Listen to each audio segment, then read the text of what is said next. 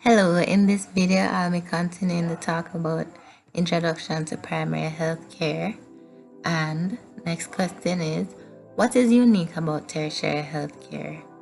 It has specialized consultative care, inpatients on referral from primary health care, and facility and personnel for advanced care.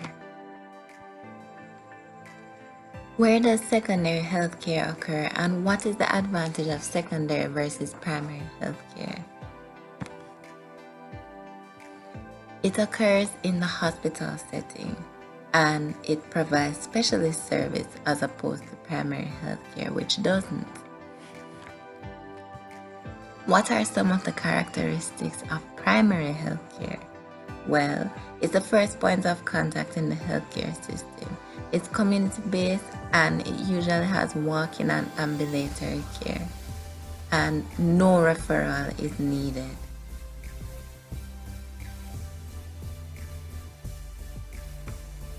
What health services are offered at the primary level?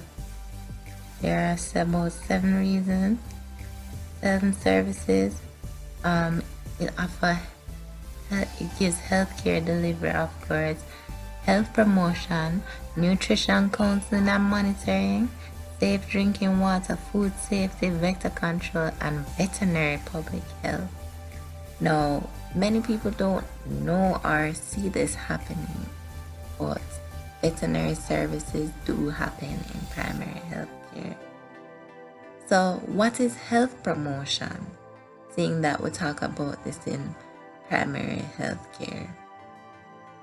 Health promotion is enabling people to increase control and to improve their own health. What is health education? Health education is consciously constructed opportunities for learning involving some form of communication designed to improve health literacy. Now, health centers provide primary health services. What population is served by each type of health center?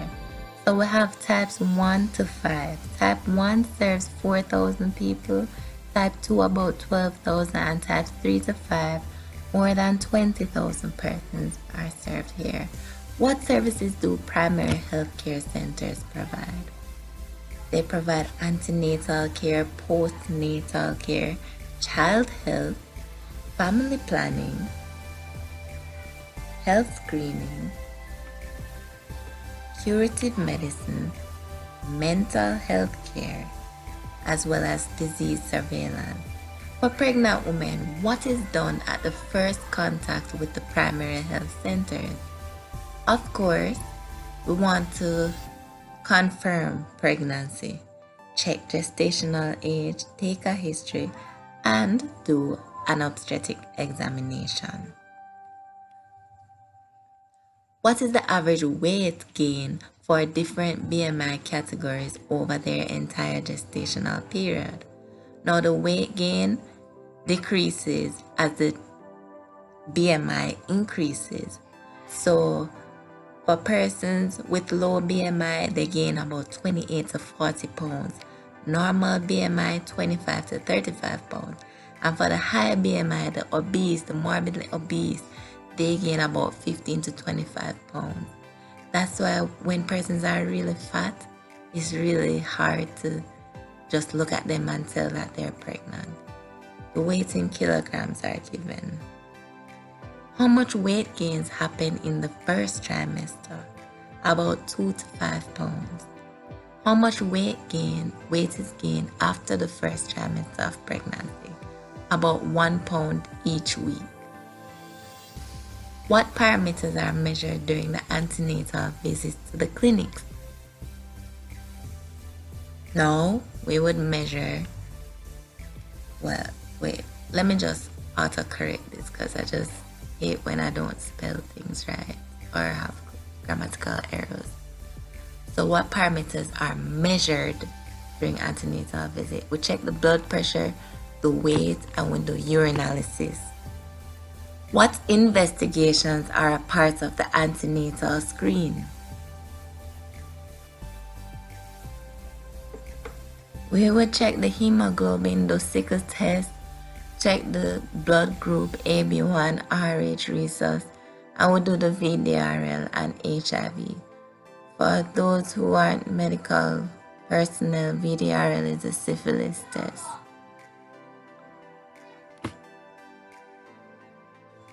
And we can see why these tests would be important. According to age, what obstetric group is more at risk? The persons on less than 16 years and greater than 30 years old. This is a typo. What parity group is more at risk during pregnancy? Persons who have more than 5 children. What past obstetric history puts patients at risk during pregnancy? Bear in mind past obstetric history.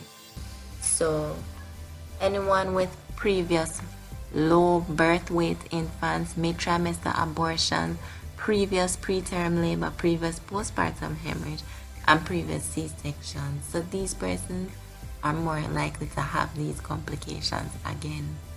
And persons with previous C-section are at risk of other things. Patients with high-risk pregnancies are usually referred to high-risk clinics. What are some examples of high-risk pregnancies? So we have preeclampsia, malposition, small fodate mothers, positive VDRL syphilis, and person with anemia, hemoglobin less than 10 milligrams per deciliter, twins, antepartum hemorrhage, and of course, trauma patients.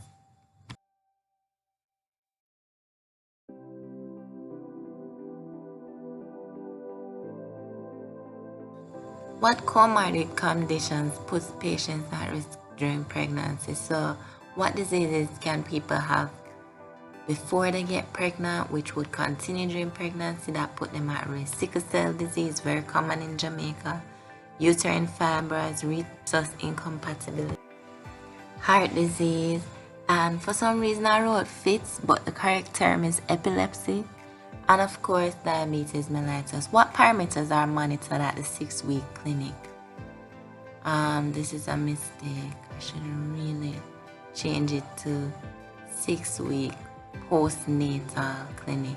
So we would do history and examination, blood pressure, and refer for family planning, and we would definitely need to do a pap smear. What does Well Baby Care provide? It monitors growth and development of the child and provides immunization, which is very important, especially in Jamaica. What immunizations are given at birth to 6 weeks? BCG. This prevents tuberculosis. What immunizations are given at 6 weeks, 3 months, and 6 months? Pentavalent, which includes diphtheria, tetanus, pertussis, Hep B, and Haemophilus influenza type B / HIB. And we give the oral polio and the but nowadays we're trying to give them more of the intramuscular polio vaccine. What methods of family planning do you know? I know you know about barrier and non-barrier methods because we categorize our answers.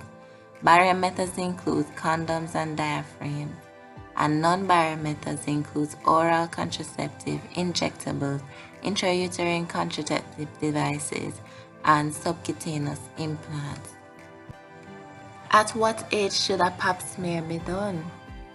Well, we mostly give it to, it's recommended that we give it 3 years after sexual initiation or by the age of 21 years. And that's for females, of course. At what age should a breast self-examination be done? At 20 years old. At what age should a mammogram be done? And that should be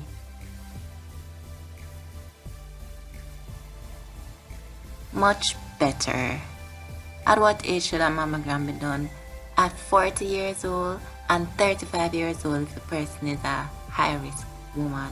In terms of the age group, if you started it between age 40 and 49, better yet, if you're between the ages of 40 and 49, you do it every 2 years. And if you're between the ages of 50 and 64, you do it every year. Prostate cancer screening should first be done at what age?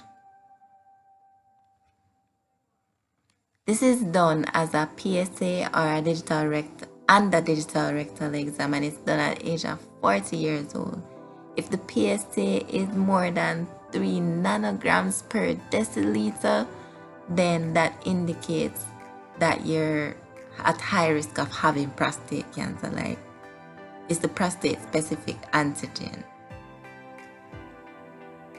I think that value actually means you do have prostate cancer, or maybe after you get back that antigen, you do a prostate biopsy to test to see if the cells have cancer in it. Anyways, colon cancer screening should be done at what age? It's done in the form of fecal occult blood and a colonoscopy. High-risk patients get it done at 40 years. If you're not at high risk, you get it done at 50 years. And thereafter, it's done every 10 years. So if your father hasn't done one yet and he's 50 years old, you need to try to get him checked out. Name 5 important screening tests done in the community. That's easy, right? They do vision, HIV, VDRL, blood pressure, blood glucose, lipid profile, and depression screening.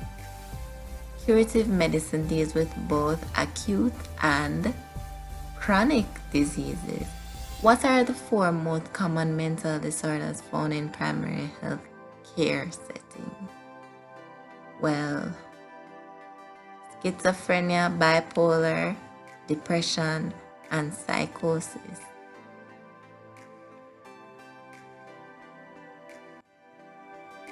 Once again, we've come to the end of part 2 of this presentation. Thank you so much for watching, and stay tuned for part 3. I won't give a day for part 3 because I don't want to break my promises like I did last time.